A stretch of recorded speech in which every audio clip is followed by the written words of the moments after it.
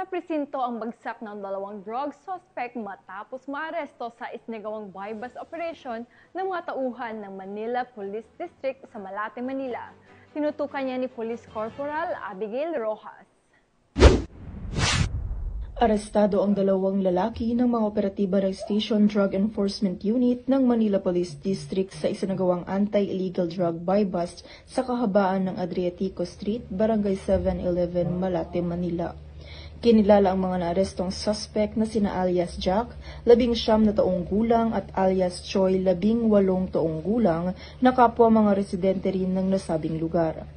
Nasamsam mula sa mga suspect ang 4 na pakete ng hinihinalang shabu na may malaking halaga. Narecover din ang buy-bust money na ginamit sa operasyon. Kasalukuyan namang nasa kustodya ng himpilan ng pulisya ang mga suspect habang inihahanda ang kaso para sa paglabag sa Sections 5 at 11, Article 2 ng RA 9165 o Comprehensive Dangerous Drugs Act of 2002 na isasampa sa Manila City Prosecutor's Office para sa inquest proceedings.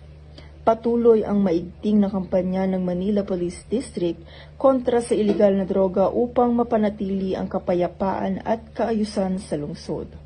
Mula dito sa Metro Manila, ako po ang inyong PNN correspondent, Police Corporal Abigail Rojas, alagad ng batas, tagataguyod ng Balitang Pulis.